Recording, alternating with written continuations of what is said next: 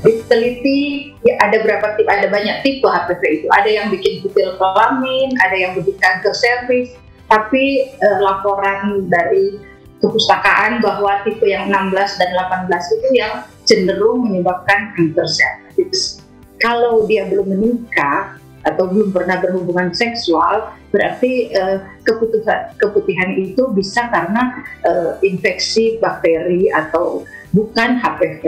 Jadi pap smear itu baik dilakukan sedini mungkin ya, supaya kita bisa melihat perubahan sel ya dari hasil pap smear itu akibat infeksi dari human papillomavirus.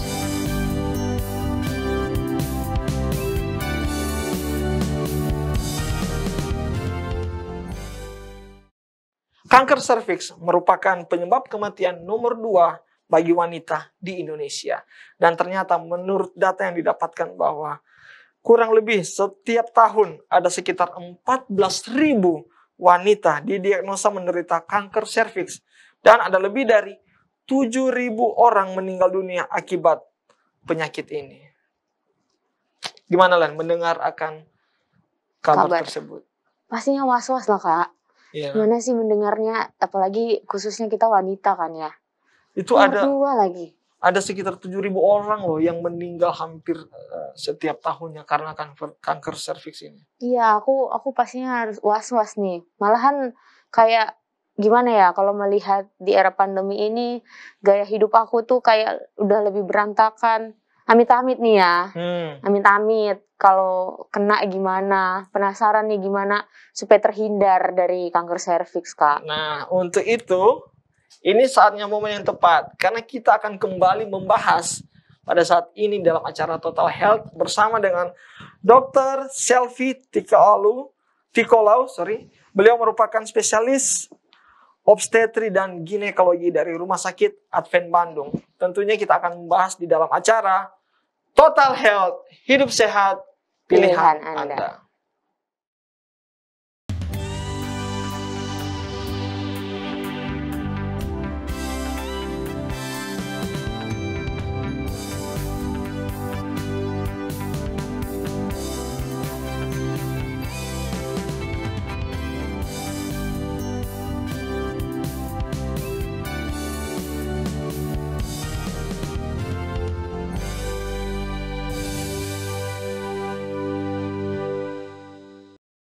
Kita kembali lagi di Total Health, hidup sehat pilihan Anda dengan topik kanker serviks yang ditemani dengan narasumber Dr. Selvi Tikolau SPOG. Nah, tadi kita sudah dengar nih Kak Det, gimana data dari kanker serviks ya. Dan kita langsung tanya nih ke Dr. Selvi mengenai tentang data yang sudah kita dengarkan bersama. Bagaimana pendapat dokter dan dokter mungkin bisa menjelaskan langsung sebenarnya serviks itu apa sih Dok? Kanker serviks. Kanker serviks maksudnya. Ya, terima kasih pemirsa di rumah. Kanker serviks itu adalah keganasan yang terdapat pada serviks. Serviks itu adalah bagian terbawah, yang paling bawah dari rahim yang berhubungan dengan dunia luar. Jadi kalau kami memeriksa pasien dari vagina, kami langsung melihat mulut rahim, ya, atau leher rahim. Jadi kalau mulut yang dilihat dari depan, leher rahim itu sampai ke dalamnya. Kalau kanker serviks adalah kanker leher rahim. Jadi terdapat keganasan atau proses keganasan di dalam leher rahim. Jadi sampai ke dalam, dari luar, dari kelihatan dari vagina sampai ke bagian lehernya. Itu adalah kanker serviks. Oh, oke. Jadi seperti itu ya, Lan. Nah, ini ada pertanyaan juga Dok, apakah kanker serviks ini terdiri dari beberapa jenis? Kalau dia terdiri dari apa aja, mungkin bisa dijelaskan terdiri dari apa aja itu Dok? Ya, kalau kanker serviks itu jenisnya itu kita melihat dari hasil pemeriksaan patologi anatomi. Ada yang dikatakan non-differentiated, ada yang dikatakan diferensiated. Ada yang dikatakan diferensiasinya baik, diferensiasinya buruk. Nah, ini tergantung perjalanan penyakitnya. Tapi kalau pada umumnya, awam itu mengetahui hanya kanker serviks saja. ya, kanker leher rahim saja. Nanti pembagiannya itu kita melihat dari pemeriksaan patologi anatomi. Oke, jadi memang tergantung dari pemeriksaan patologi anatomi juga ya untuk kanker serviks ini. Nah dok, bagaimana dengan stadium dari kanker serviks ini? Mungkin dokter bisa menjelaskan stadium-stadiumnya. Stadium-stadium itu ada 1 sampai 4. Nah, semakin tinggi stadium, semakin berat penyakitnya. Dari stadium 1 ada 1A, 1B, 2A, 2B. Tapi ada juga stadium itu tergantung ini setelah melakukan pengangkatan ya. Tergantung dari kelenjar limf yang kena. Nanti ada diagnosis juga dari staging laparotomi, kami katakan. Staging itu setelah melakukan operasi baru kita mengetahui stadium-stadiumnya. Tapi kalau stadium pada awamnya ya, pada awam itu stadium 1 sampai 4. 1A, 1B, 2A, 2B. Semakin tinggi semakin buruk. Jadi semakin lanjut. Jadi sudah menyebar kemana-mana. Nah, ini berhubungan dengan indikasi kita melakukan tindakan operasi atau sinar tergantung dari stadiumnya ya. Dari ada stadium awal itu masih dikatakan 0, 1, 2, 3, 4 ya. Dari 1 ada AB. Nah, ini untuk menentukan tindakan apa yang harus kita ambil. Apakah masih memungkinkan operasi atau tidak. Mungkin itu. Oke. Saya ingin mungkin lebih menggali sedikit mengenai stadium ini. Mungkin dokter bisa jelaskan secara singkat ataupun secara sederhana apa yang terjadi sebenarnya di stadium-stadium ini, dok? Boleh saya share screen ya? Iya, dipersilakan, dok. Nah, ini adalah anatominya. Nah, ini serviksnya ya, leher rahimnya ini. Nah, kanker serviks itu di sini tumornya ya. Nanti kita lihat gambar yang progresnya, proses dari kanker serviks. Nah, ini yang stadium awal, dari kasat mata kita belum melihat perubahan. Ya, kita hanya melihat perubahan apabila kita melakukan pemeriksaan sitologi. Sitologi itu seperti pap smear, kita ambil jari pap smear sedikit di mulut rahim, kita periksa sel-selnya. Nah, dengan mata kasat mata kita tidak bisa melihat. Tapi kalau stadium 1A ya, kita sudah bisa melihat adanya tumor yang mudah berdarah. Ini dokter kandungan yang melihat dari pemeriksaan vagina. Kemudian kalau yang sudah lebih lanjut, dia sudah mulai ke dinding ya. Nah, ini sudah ke dinding panggul. Nah, kalau begini sudah tidak bisa dioperasi ya. Yang masih bisa dioperasi stadium 1A, 1B. Nah, stadium lanjut sudah nggak bisa. Nah, itu tinggal sinar. Nah, inilah progresif daripada kanker serviks. Ini mulut rahimnya, ini masih licin, ini sudah mulai ada ya. Putih-putih ini sudah mulai ada ke arah kanker serviks. Nah, ini semua sudah berwarna putih dan tumornya sudah lebih lanjut lagi ke bagian dinding daripada rongga panggul dari wanita. Nah, ini sudah stadium lanjut ya. Mungkin itu biar agak mengerti dengan gambar ya. Oke. Wah, jadi itu ya kira-kira gambaran stadiumnya lah. Oke, dok, jadi sebenarnya kanker serviks ini penyebabnya itu sebenarnya apa sih, dok? Yang menyebabkan sampai dapat kanker serviks ini? Ya, 95% ditemukan bahwa ada berhubungan dengan infeksi dari human papillomavirus atau HPV. Diteliti ya, ada banyak tipe HPV itu. Ada yang bikin kutil kelamin, ada yang bikin kanker serviks, tapi laporan dari kepustakaan bahwa tipe yang 16 dan 18 itu yang cenderung menyebabkan kanker serviks. Ya, jadi human papillomavirus berarti ada infeksi pada mulut rahim atau leher rahim. Jadi berarti ada lesi atau ada cedera daripada mulut rahim. Yang mungkin karena berhubungan, mungkin karena infeksi keputihan sehingga menyebabkan mulut rahim ini ada infeksinya. Nah, kita periksa kebanyakan ada infeksi dari human papillomavirus yang menyebabkan. Jadi kalau pemeriksaan pap smear ada yang kita melihat apakah ada efek daripada HPV ini, human papilloma virus. Itu 95% adalah penyebabnya virus dari tipe HPV tipe 16 dan 18. Ya. Oke. Jadi sebenarnya mayoriti atau sekitar 90% tadi dokter katakan itu penyebabnya dari HPV ya. Virus ya. Papilloma virus. Wah, jadi kita harus menghindari nih untuk terkena dari virus ini juga ya. Nah, berikut ini kita akan tanya sama dokter bagaimana ciri-ciri dari penderita penyakit kanker serviks ini, Dok. Mungkin dokter bisa menjelaskan. Ya, terima kasih, Deto.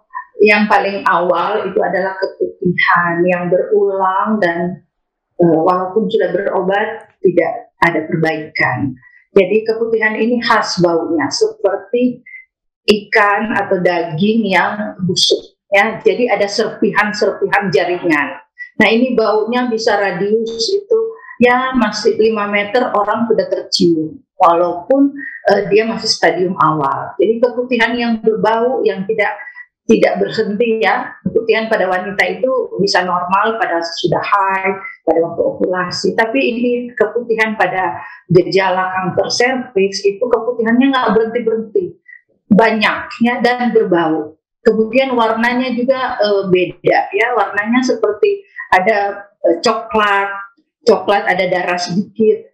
Nah, kemudian pas berhubungan suami istri itu ada perdarahan, jadi namanya kontak bleeding. Jadi waktu kontak hubungan suami istri ada berdarah, itu salah satu gejala juga. Dan nyeri pada waktu haid, nyeri pada waktu senggama, ya itu. Perubahan berat badan, jadi berat badan lebih hari lebih turun, nafsu makan berkurang. Nah, ini adalah gejala dari kanker serviks. Oke. Wow. Jadi sebenarnya untuk para wanita juga ya, dan juga yang menyaksikan, kita bisa melihat nih kalau mungkin ada ciri-ciri seperti ini. Ya kan? Kalian ada nggak? Kebetulan enggak ya? Atau gimana nih? Kebetulan.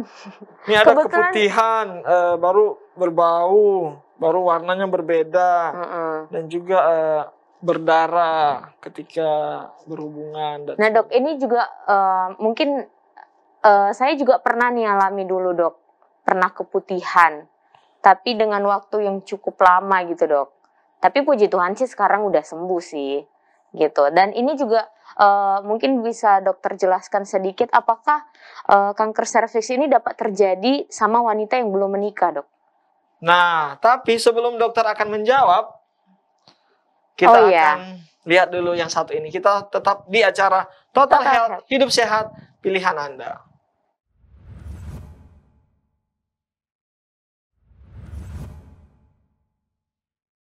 Kita kembali lagi di Total Health, Hidup Sehat, Pilihan Anda dengan topik pembahasan kanker serviks yang ditemani dengan narasumber Dr. Selvi Tikolu SPOG. Nah, kalau tadi kita di segmen sebelumnya kita sudah bahas, tadi Dr. Selvi sudah membahas salah satu ciri-ciri penderita kanker serviks itu adalah keputihan. Nah, Dok, saya juga ingin bertanya karena keputihan ini juga pernah terjadi sama saya sendiri nih, Dok. Saya pernah keputihan dan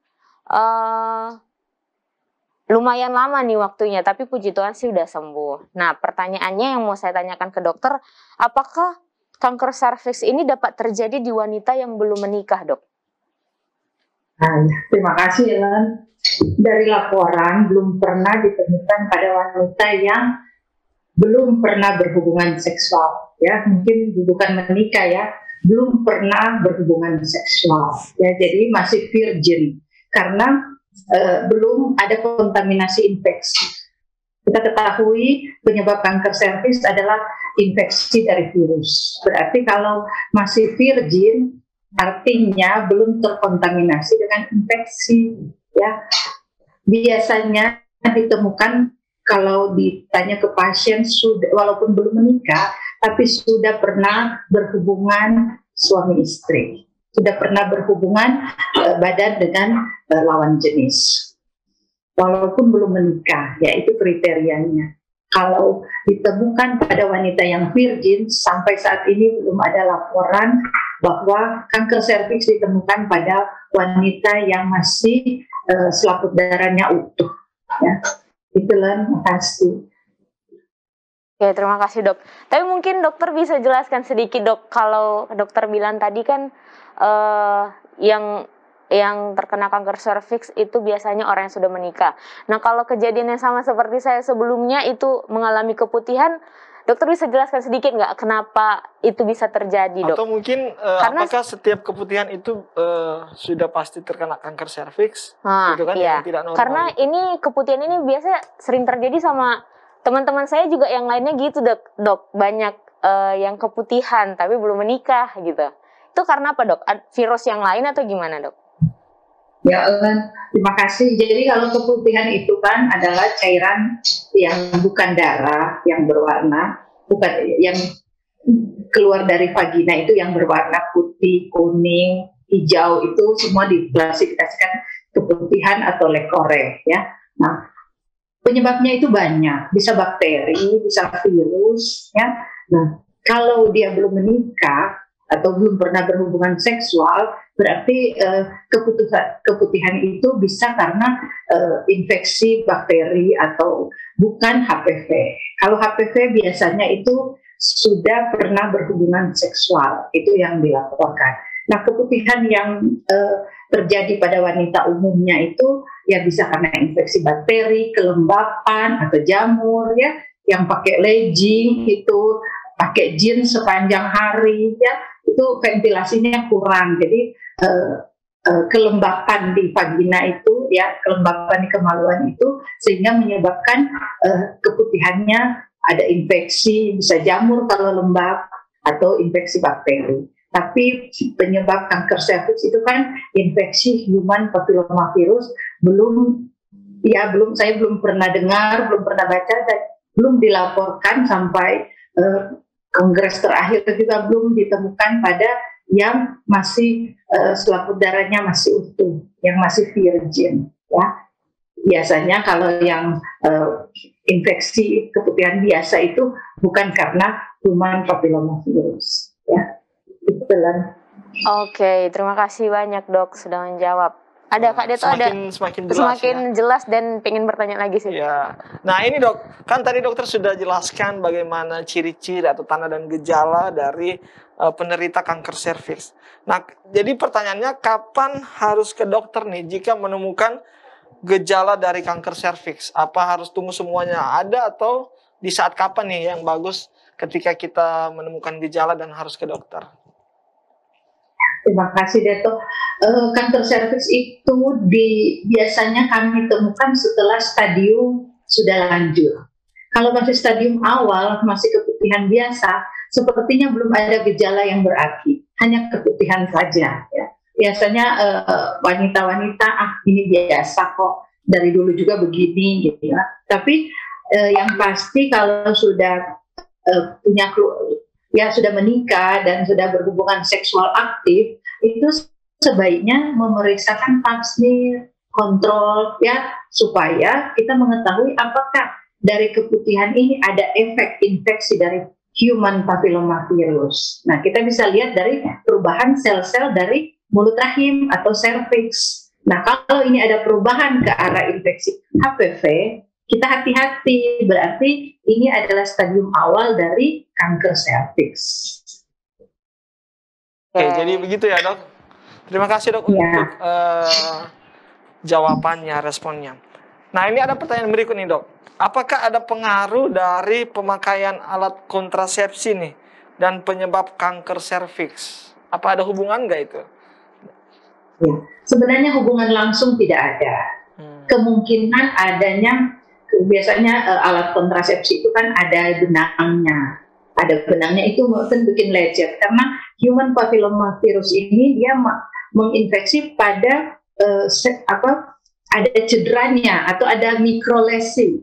Kita ada lukanya lah, ada lukanya. Nah itu terinfeksi. Tapi kalau hubungan langsung tidak ada hubungan. Ya mungkin hanya hubungan adanya lesi atau lecet atau luka pada mulut rahim yang akhirnya terinfeksi virus HPV. Sebenarnya tidak ada hubungan yang langsung ya dok dari alat Ya, kontrasepsi hubungan itu. langsung tidak ada. Oke, nah dok, bagaimana dengan pengobatan untuk kanker serviks tersendiri melalui medis? Kira-kira seperti apa nih dok yang dilakukan? Ya. Pengobatannya itu tergantung dari stadium. Itulah sebabnya karena kanker serviks ini gejala awalnya tidak ada, belum berpengaruh ya. Kalau berat badan menurun, keputihan yang banyak sangat berbau itu setelah gejala-gejala lanjut. Nah, di gejala awal itu adakah ada keputihan atau tidak pada yang sudah pernah berhubungan seksual, itu harus dilakukan pap smear. Ya, kita periksa ke dokter, kita lakukan pap smear, atau ada tes yang satu namanya inspeksi visual asetat. Jadi mulut rahim itu dilihat sama bidan atau sama dokternya, kemudian dioles asam asetat atau cuka gitu ya. Baru dilihat mana yang lebih putih, itu mengarah ke infeksi kuman papillomavirus. Nanti setelah itu dirujuk ke dokter kandungan yang konsultan onkologi, konsultan cancer, ya, kandungan cancer. Nah, itu dilakukan kolposkopi. Ya, dilakukan kolposkopi. Nah, dari stadium ini baru kita tentukan penanganannya kita apa. Kalau di stadium awal itu masih bisa operasi. Semua organ reproduksi diangkat, rahim diangkat, kedua indung telur diangkat, kemudian sekitarnya juga diangkat sampai kelenjar-kelenjar. Karena kita menentukan apakah kanker ini sudah menyebar. Tapi kalau sudah stadium lanjut, kita tidak bisa lagi. Jadi kita melakukan radioterapi. Bisa juga kombinasi dengan kemoterapi, tergantung jenisnya, tergantung apakah diferensiasinya buruk, apa diferensiasinya baik, tergantung hasil patologi anatomi. Ya, jadi penanganannya itu sedini mungkin kita temukan itu survivalnya lebih baik, lebih tinggi. Jadi walaupun masih keputihan biasa, pada wanita yang sudah mengatakan hubungan seksual itu lebih bagus di pap smear rutin. Ya, rutin itu kalau nggak ada infeksi 1 tahun, kalau ada infeksi 6 bulan.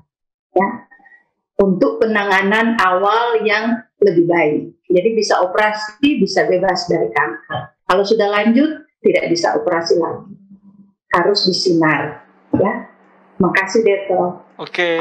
Wah, jadi sebenarnya lebih cepat kita memeriksa, lebih cepat kita mengetahui konsultasi dengan dokter dengan gejala yang ada. Itu lebih baik cepat tentunya untuk proses penyembuhan. Iya, benar sekali, benar Kak. Banget. Dan kita pastinya udah tahu ya Kak. Dan ternyata tadi dokter udah jelaskan pemakaian alat kontrasepsi ternyata juga bukan penyebab faktor utamanya. Dan berikut kita akan cari tahu juga nih, tanya ke dokter bagaimana mencegah kanker serviks, tapi setelah yang satu ini. Tetaplah bersama kami di Total Health, hidup sehat pilihan Anda.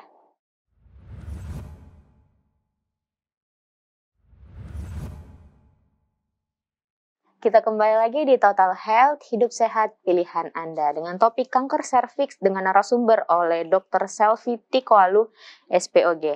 Nah, tadi kita sudah membahas dan dokter juga sudah menjawab bagaimana pengobatan kanker serviks itu. Dan sekarang kita ingin dengar lagi jawaban dokter, gimana sih kita mencegah khususnya untuk para wanita nih, para wanita yang sudah menikah. Bagaimana mencegah agar tidak terkena kanker serviks? Ya, terima kasih Len. Jadi pencegahan itu ada screening, ada vaksinasi. Jadi screening itu adalah pap smear atau IVA, inspeksi visual asetat. Ya, IVA itu boleh dilakukan oleh bidan yang terlatih atau perawat yang terlatih, oleh dokter umum yang terlatih. Tapi kalau pap smear, ya dokter umum bisa, dokter spesialis, karena biar sekalian menilai keadaan mulut rahim, karena itu harus memakai alat untuk memeriksa mulut rahimnya.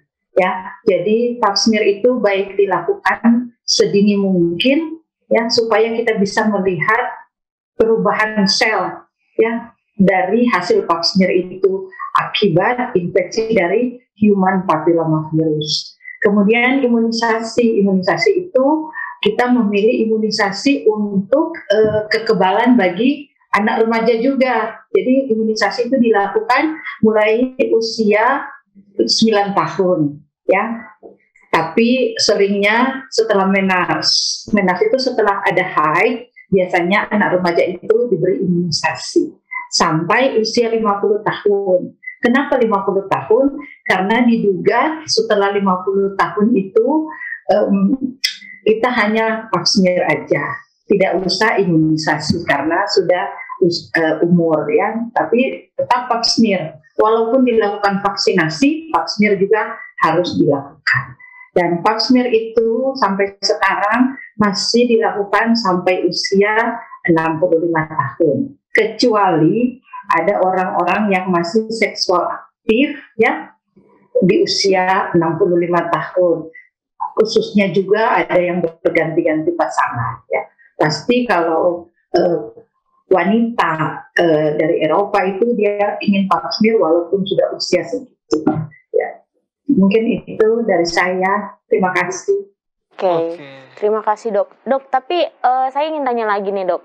Kan tiba-tiba saya terpikir nih, kan dokter bilang tadi ya kalau gimana cara kita mencegah, kita konsultasi tetap ya ke dokter gitu.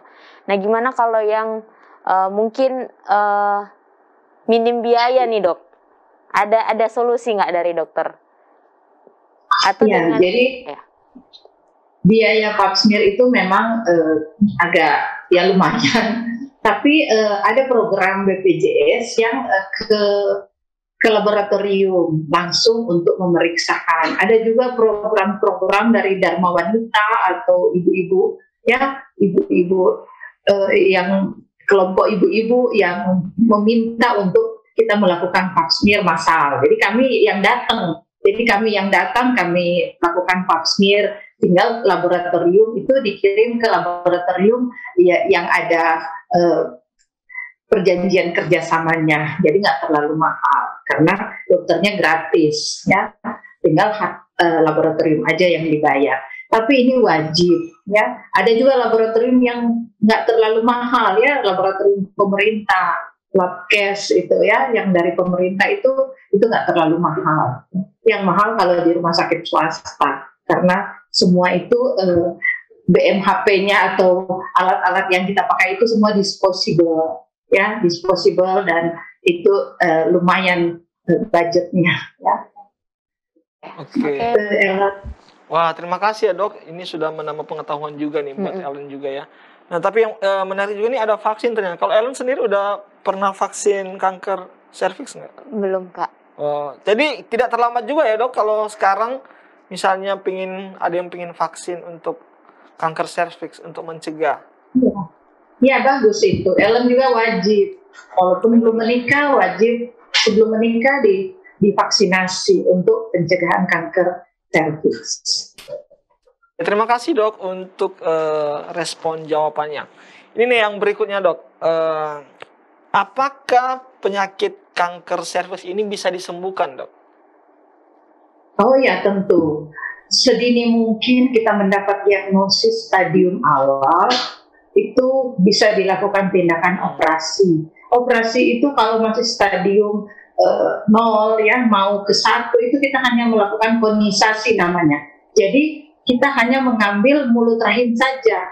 Mulut rahim ini seperti ekor cecak. Kalau dipotong nanti dia tumbuh lagi. Jadi kita tidak mengangkat rahim.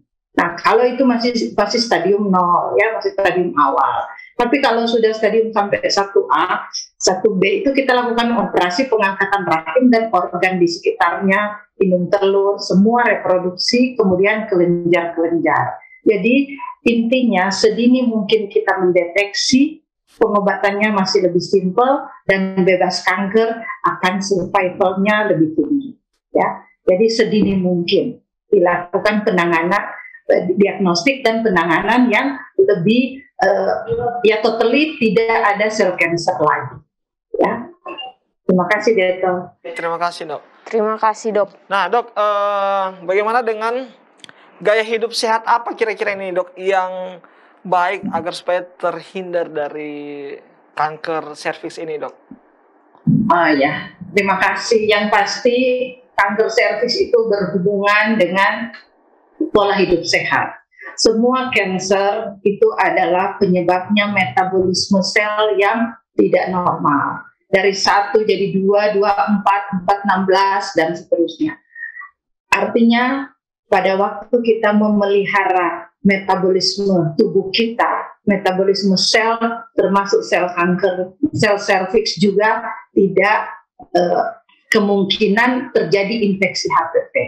Ya, kalau sudah ada infeksi HPV pun dia metabolisme selnya baik, dia akan sembuh sendiri, tidak menyebabkan infeksi yang lebih berat sampai ke arah kanker serviks. Nah, ini yang paling dekat pola hidup sehat yang paling dekat itu adalah stres, ya, stres. Apalagi kalau sudah menikah dan hubungan seks itu ada kontak berdarah, ada kontak bleeding. Nah, ini dia frustasi, ada keputihan yang berbau, ada kontak bleeding.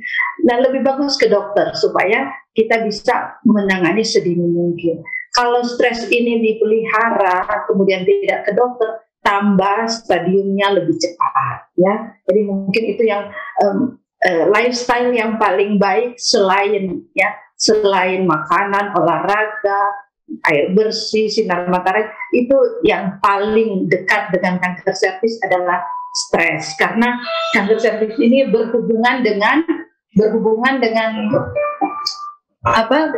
kehidupan pribadi yang privasi, ya, hubungan suami istri, bau di mana-mana, jadi psikologisnya itu sangat berpengaruh. Ya, mungkin itu Deto. Oke, terima kasih sekali dok. Terima kasih dok. Jadi ada pertanyaan, mungkin ini pertanyaan terakhir ya Kak Dok, sebelum kita menutup segmen kita ini. Apa yang harus saya lakukan atau bagi wanita-wanita yang juga menyaksikan tayangan ini apabila sudah didiagnosa terkena kanker serviks, dok? Mungkin boleh dijelaskan lebih detail lagi mungkin dok. Tadi kan dokter sudah singgung pergi periksa ke dokter kan. Tapi mungkin kalau udah didiagnosa apa yang harus dilakukan gitu dok? Ya, terima kasih. Setelah kita jadi diagnosis kanker serviks itu tidak bisa tanpa hasil laboratorium pemeriksaan jaringan patologi. Jadi diagnosis kanker serviks itu setelah ada hasil laboratorium patologi anatomi. Setelah ada hasil itu, ya, kita ke dokter kandungan khusus onkologi. Di situ dokter akan memeriksa apakah kanker ini sudah menyebar apa tidak. Kalau sudah menyebar, kita tidak bisa lagi melakukan tindakan operasi. Yang kita lakukan adalah tindakan radioterapi atau pengobatan dengan sinar. Jadi pada waktu terdeteksi kita harus cepat ke dokter karena kanker serviks ini cepat sekali stadiumnya bertambah. Cepat sekali stadiumnya bertambah. Kalau dia sudah sampai di dinding pelvis atau di dinding panggul, itu tidak bisa lagi dilakukan operasi. Berarti tidak bisa mengangkat sel-sel kanker semua, total sel kanker. Nah, kalau masih stadium awal, belum ke dinding daripada panggul, itu kita masih bisa angkat rahim, masih di rahim saja, masih di mulut rahim saja. Kita bisa angkat rahim, kita bisa angkat indung telur dan organ reproduksi yang di sekitar ligamentum itu kita angkat, dan kelenjar kita angkat, dan ya biasanya semua pasien yang total radikal hysterektomi namanya, ya, hysterektomi radikal itu baik dan survival rate-nya tinggi. Jadi biasa kalau sudah 5 tahun ya dia akan bebas dari kanker. Mungkin itu.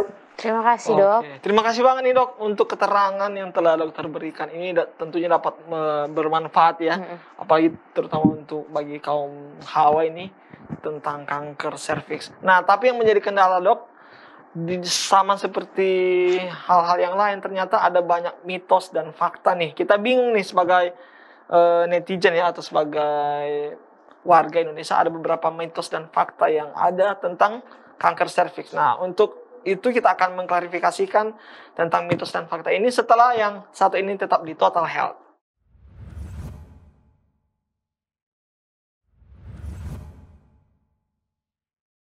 Ya, masih bersama dengan kami dalam acara Total Health, hidup sehat, pilihan Anda. Bersama dengan Dr. Selvi Tikoalu, membahas mengenai kanker serviks. Ya, tadi kita sudah membahas bagaimana tanda dan gejala, pengobatan, pencegahan, apa sebenarnya kanker serviks itu. Dan saat ini kita akan membahas beberapa mitos dan fakta terkait dengan kanker serviks. Jadi, Lan, ternyata banyak mitos atau fakta juga. Mungkin Ellen juga bingung ya, apakah ini mitos atau fakta. Iya, kadang yang harusnya fakta dijadiin jadi mitos kali. Gitu. Yang mitos dijadiin fakta. Nah, untuk itu kita akan langsung saja klarifikasi dengan Dr. Selvi Tikoalu, spesialis obstetri dan ginekologi dari Rumah Sakit Advent Bandung. Yang pertama nih, Dok. Mitos atau fakta, hanya wanita yang sering berganti pasangan yang dapat terkena kanker serviks. Mitos. Wah, jadi terangkan sedikit ya, Tok. Ya. Jadi teori yang paling baru adalah kita menemukan lesi atau luka kemudian terinfeksi human papillomavirus itu sudah mengalami perubahan sel. Pada pap smear kita bisa evaluasi. Nah, ini wanita-wanita ini pun tidak berganti-ganti pasangan. Jadi berganti-ganti pasangan itu tidak merupakan utamanya. Yang paling utama ada infeksi daripada human papillomavirus. Gitu ya. Jadi Alan mungkin nanti kalau mau nikah nanti kan udah nggak ganti pasangan. Jadi bisa pun akan terkena juga loh. Karena ada infeksi itu. Jadi harus waspada semuanya kita. Semua harus waspada. Oke, yang kedua, Dok. Mitos atau fakta deteksi dini kanker serviks tidak diperlukan jika tidak ada keluhan. Mitos, diperlukan ya. Diperlukan karena kalau sudah ada keluhan itu sudah stadium lanjut. Oke. Wah, justru udah stadium lanjut ya kalau sudah tidak ada keluhan. Luar biasa. Yang berikutnya nih, Dok, mitos atau fakta, positif kanker serviks jika hasil pap smear-nya abnormal.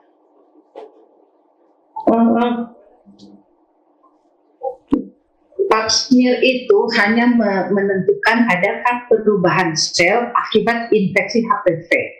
Kalau perubahan sel itu masih kami sebut dysplasia, ya, itu belum kanker serviks, masih stadium awal ke arah kanker serviks. Jadi belum kanker serviks. Jadi pemeriksaan pap smear itu penting untuk kita mendeteksi, walaupun belum kanker, kita sudah bisa deteksi, kita sudah bisa mengambil tindakan. Oke, baik. Terima kasih, Dok. Oke, selanjutnya, Dok. Mitos atau fakta, kanker serviks terjadi ketika ada rasa sakit di organ keintiman wanita. Mitos, tidak semua rasa sakit di organ intim wanita itu akibat kanker serviks. Tapi apabila sudah ada kanker serviks, itu sudah ada keluhan nyeri pada bagian alat kelamin, tapi itu sudah stadium lanjut. Kalau stadium awal belum ada keluhan. Oke, yang terakhir nih, Dok. Mitos atau fakta, vaksinasi HPV untuk pencegahan kanker serviks memiliki banyak resiko. Mitos. Oke. Vaksinasi HPV itu memang vaksinasi HPV itu ada dua. Ada untuk mencegah kutil kelamin, ada untuk mencegah kanker serviks. Yang mencegah kanker serviks itu kita harus lakukan, kita harus anjurkan kepada wanita remaja ya dan wanita usia reproduksi untuk melakukan vaksinasi supaya kita mencegah terjadi infeksi lanjut dari human papillomavirus sehingga menyebabkan kanker serviks. Oke, terima kasih banyak, Dok, untuk materi yang sangat bagus, luar biasa tentunya sekali. Luar biasa, dan untuk saya pribadi juga akhirnya menambah wawasan lagi nih. Ternyata pentingnya untuk cek ke dokter. Cek ke dokter dan menjaga kesehatan. Ya, tentunya. Benar. Dan sebelum kita menutup acara ini, kita ingin mendengarkan kesimpulan dan saran dari dokter untuk semua para wanita yang menyaksikan tayangan saat ini. Terima kasih Len untuk para wanita. Deteksi dini kanker serviks bagi yang sudah menikah, sudah melakukan hubungan seksual, pap smear itu dianjurkan rutin. Kemudian selain pap smear ada inspeksi visual asetat untuk mendeteksi apakah ada kelainan pada mulut rahim. Nah, apabila ada kelainan perubahan sel akibat infeksi HPV, ada satu alat lagi, kita lakukan biopsi dengan arahan dari kolposkopi. Kolposkopi adalah mikroskop yang kita lihat dari vagina untuk melihat apakah ada perubahan daripada mulut rahim ke arah kanker serviks. Nah, kemudian vaksinasi bagi remaja putri dan juga usia reproduksi itu harus dilakukan. Biasanya 2 kali, bulan pertama, bulan kedua, kemudian boosternya bulan ke-6. Ini untuk mencegah supaya kita tidak terpapar infeksi HPV yang akan berlanjut kepada kanker serviks. Ya. Pengobatan yang paling baik adalah pengobatan masih stadium awal supaya terbebas dari sel-sel kanker dan bisa mencegah penyebaran dari sel kanker. Dan operasi pada stadium awal adalah 95% kesembuhan. Terima kasih. Oke, baik, terima kasih sekali untuk Dr. Selvi Tiko Alu, spesialis obstetri dan ginekologi dari Rumah Sakit Advent Bandung yang telah sharing kepada kita semua nih ya di acara Total Health ini mengenai kanker serviks. Dan kiranya itu dokter dapat menjadi manfaat untuk kita semua yang menyaksikan, dan kiranya juga Tuhan dapat memberkati dokter dalam pelayanan dan tugas yang dijalankan selama ini. Ya, bagaimana? Terima kasih Dokter dan Ellen. Terima kasih dokter. Bagaimana Len setelah mendengar akan sharing atau materi pada saat ini? Ya sama sih Kak, kayak tadi dibilang, akhirnya pentingnya kita untuk menjaga gaya hidup. Terus kita harus bersih, wanita juga harus pintar jaga diri kayak gitu kan. Terus juga harus sering cek ke dokter, ya, rajin gitu. cek ya, rajin cek ke dokter kayak gitu. Karena semakin cepat kita untuk cek juga seperti yang dokter katakan tadi, sebenarnya semakin baik untuk penyembuhannya. Kalau misalnya udah terdeteksi kan. Ya, benar. Gitu. Nah, untuk itu kita masih akan ada lagi segmen Total Health ya. Berikutnya tetaplah bersama dengan kami dalam acara Total Health. Hidup sehat, pilihan Anda.